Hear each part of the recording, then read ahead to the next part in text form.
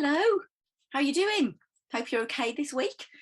I've got a really interesting little message for you around how to tell the difference between, I've got some notes here, a good idea and an idea whose time has come. So that's our message this week, how to tell the difference between just a good idea, a passing fad, or an idea that you need to follow whose time has come. So I've got 3 ways for you to discern and tell the difference. So who am I? I'm Angela Durant. And for the past 12 years, I've been working with people around their voice, their visibility, discovering their voice, mastering their message and impacting their audiences.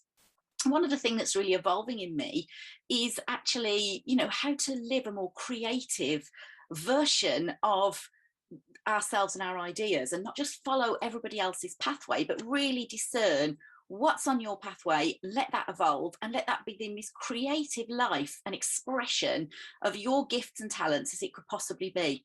And this prompted me this morning to really think about it, because we're in the middle of some transitions with some changes coming in the work that I do, etc. And so I wanted to make sure that I was actually really looking at what the nuance is there and bringing you something helpful today. So stay with me. Here we go. So the first thing is it authentic or is it influenced? So when you're thinking, if you've got a good idea, let's just say, for instance, you've got an idea that's coming, okay, good idea. And it's like, oh, that's good. Oh, I like what he's doing. Oh, I like what she's doing. Oh, I wish I was doing that. Or I wish I was doing that now. I want you to say is, here is how to tell the difference between just a passing thought or something that might even be pointing you towards your own gifting, but it's not ready for birth just yet. There's a reason why a baby is 9 months in the making sometimes. So is it authentic or is it influenced? So let me explain.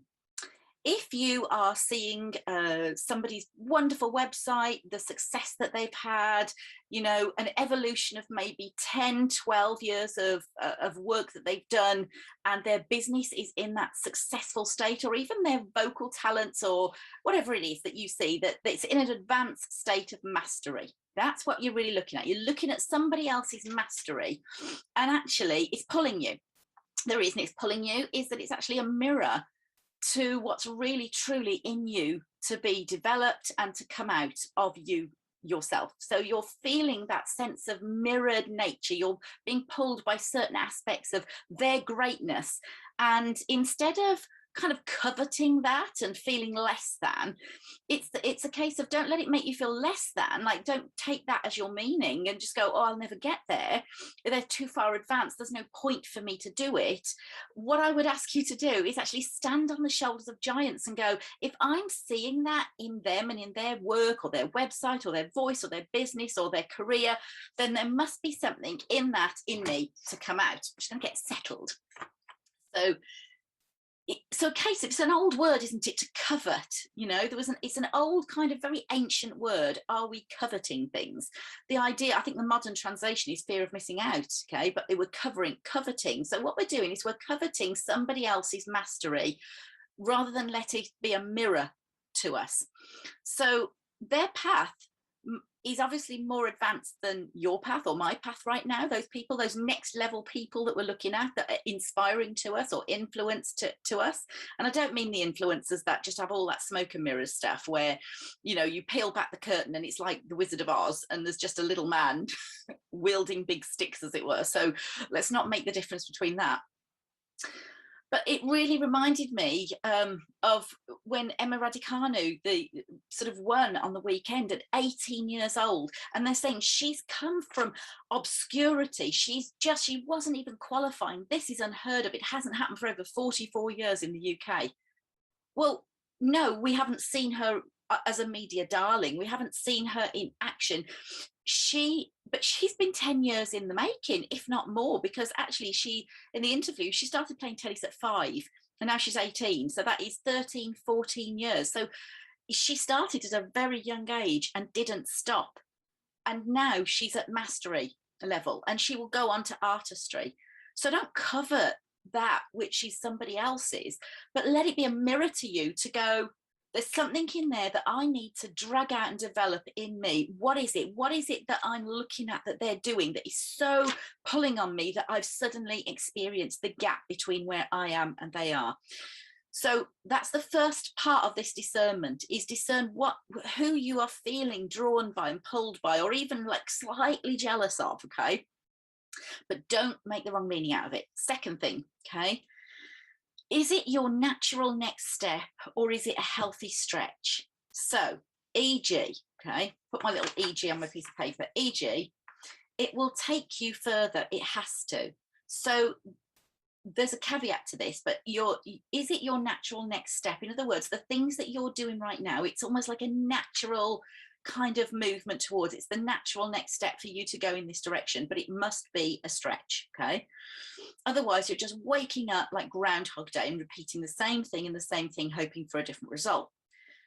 So notice your frustrations around this, but also notice your fear. It should be your natural next step, but it should still feel a stretch. And that's the difference between taking what I call a stretcher case, which completely floors you because you try something that's well out of your grounding right now and you just have not got the ability to handle it, or the stretch that's a little bit, just a little bit out of your comfort zone, and a little bit of that nervous energy that you don't feel ready for. And you can actually just find yourself, because you're 80% there already, there's just some ideas. It is that next natural involvement for you, that natural next step, I call it. So it will take you further than you've already been. There's one key to this, but remember to start small, particularly on these areas.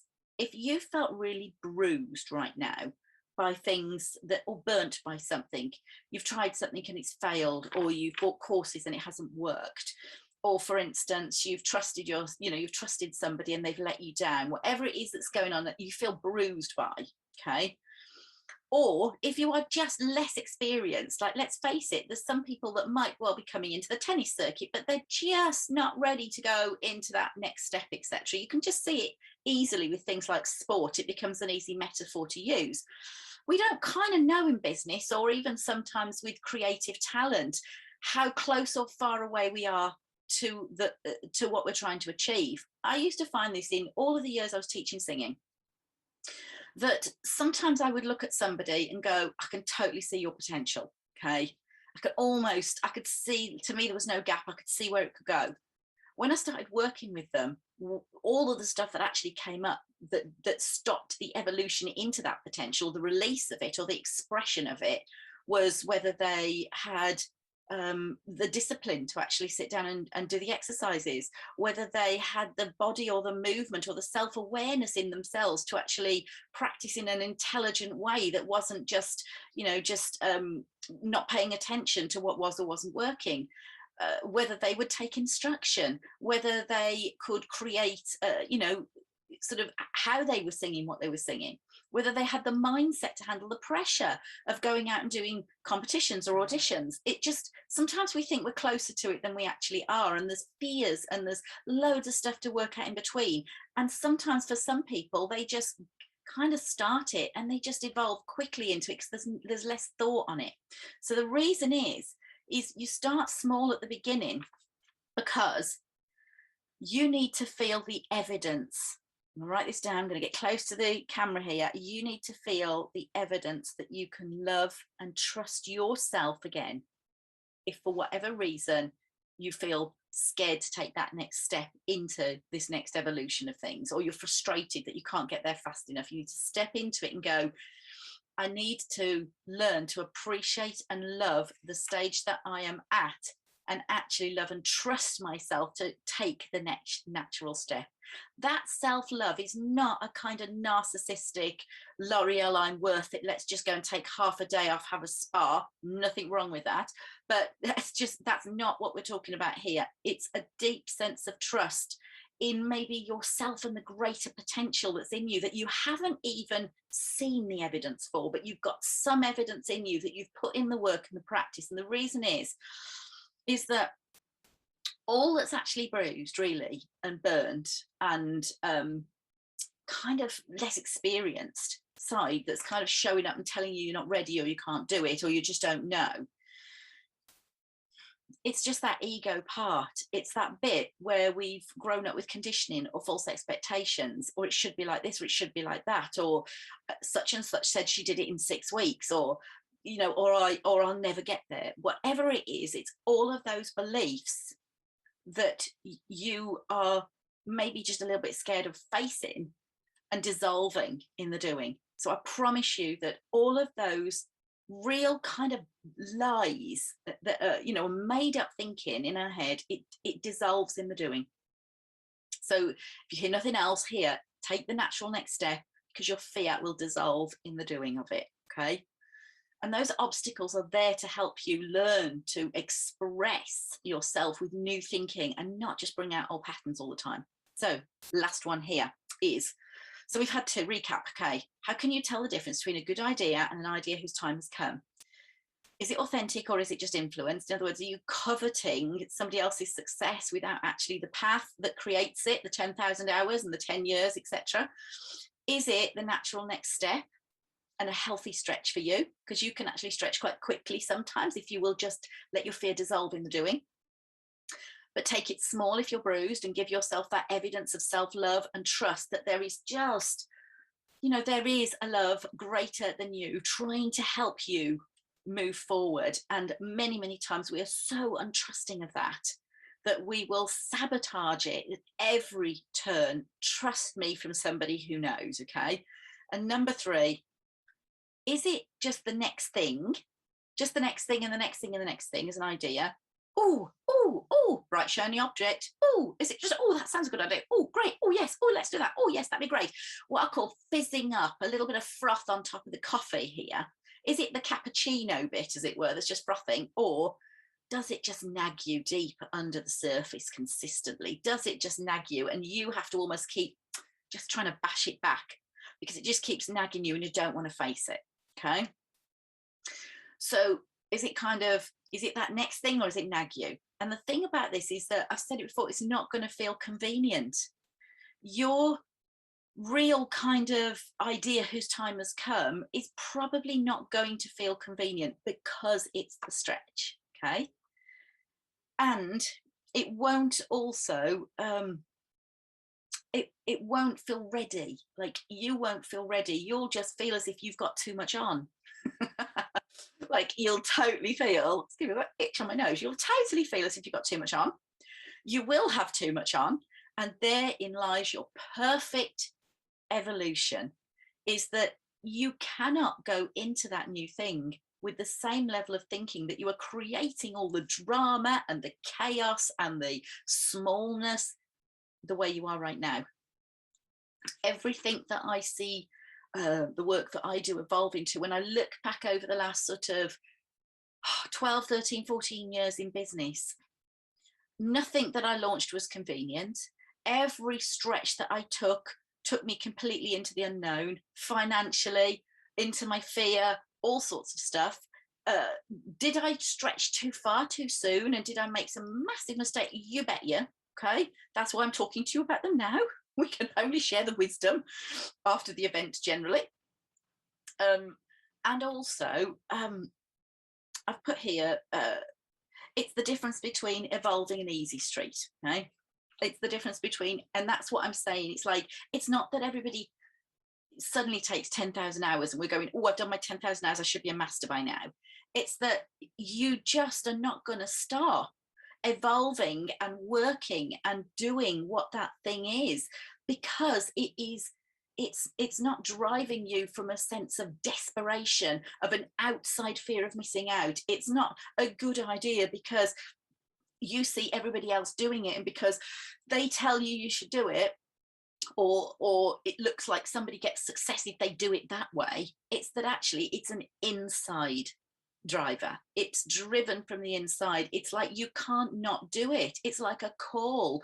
I think sometimes people who go towards a true sense of calling, they wouldn't even think of doing it. They wouldn't choose, they just feel compelled. They feel compelled not because of all of that conditioning of the past, quite the opposite. They're probably a bit maverick minded to some degree, in that they have got to walk that path, even if the people around them are thinking that they're absolutely mental for doing so. I can't tell you how many conversations my husband and I have had where he said, "You are mental for going in this direction when you had a good vocal coaching business."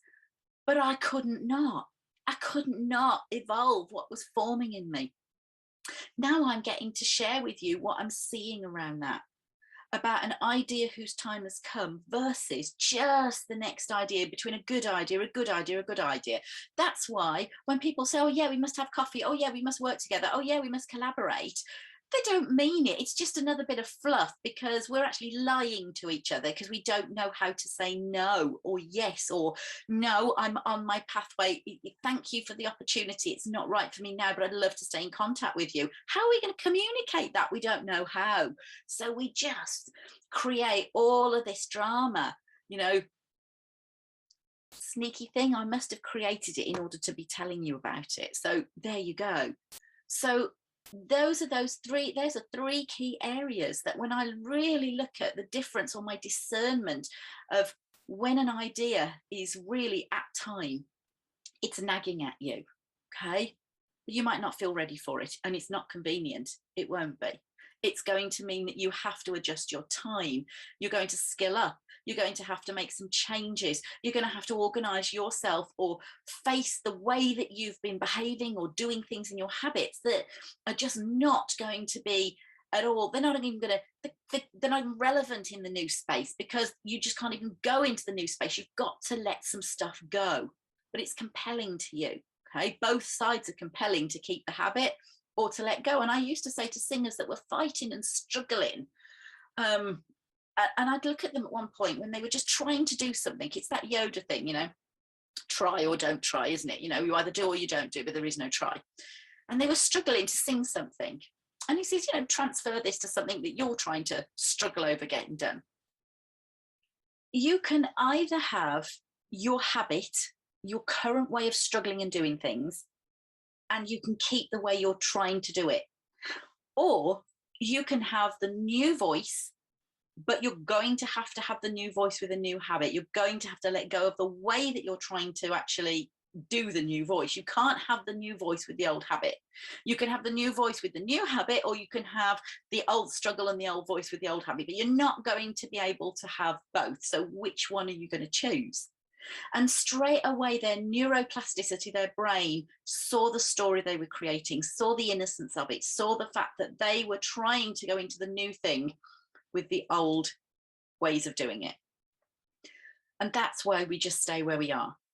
So this is how to choose. Those are the three things that are going to help you discern the difference between a good idea and an idea whose time has come. Now, what you do with it, we'll talk about in the next video for next week. But in the meantime, start discerning those decisions, and start shifting the difference between the stuff that shouldn't be in there and the real authentic desire, and then start going towards that. It's much simpler than you think. Take care, everyone. Speak to you soon.